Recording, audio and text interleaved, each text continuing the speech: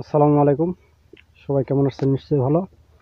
অবশ্য আপনার স্ক্রিনে দেখতে পাচ্ছেন যে পেঁপে গাছ।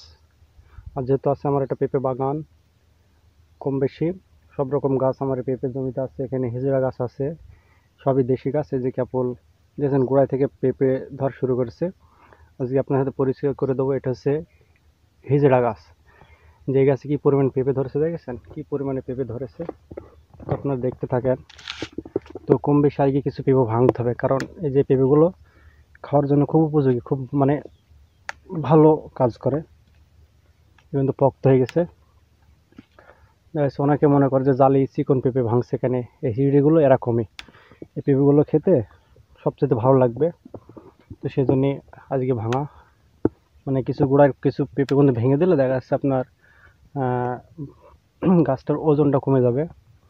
এই যে কিছু কিছু পেঁপে ভেঙে নিচ্ছি, রান্না করতে হবে আজকে,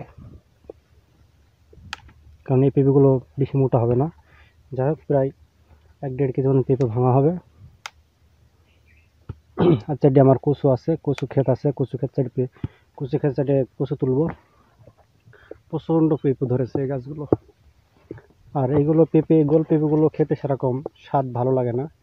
সেই ক্ষেত্রে দেখা যাচ্ছে হিজড়া পেঁপেগুলো দেখা যাচ্ছে ডাল দিয়ে খাবেন বা যে কোনো জিনিসের সাথে পেঁপে একটা ভালো একটা তরকারি। এই যে এখন আজকে আর ভাঙবো না। এইগুলো দেখা যাচ্ছে আবার ফের এখানে ধরেছি, আবার ফের দেখা যাচ্ছে এই জায়গাটা ফের কিছু ধরা পাতবে। আপাতত যদি আপনারা শরীর সুস্থ এবং ভালো রাখতে চান, তাহলে আপনার পেঁপে চাষ করবেন, পেঁপে খাবেন। তো ধন্যবাদ সবাইকে ভিডিওটা সম্পূর্ণ দেখার জন্য। আর গাছটা কি পরিমাণ মোটা হয়েছে তো অবশ্যই দেখছেন। আর এই পেঁপেগুলো তো অবশ্য আর মোটা হবে না, সেজন্য ভেঙে দিই।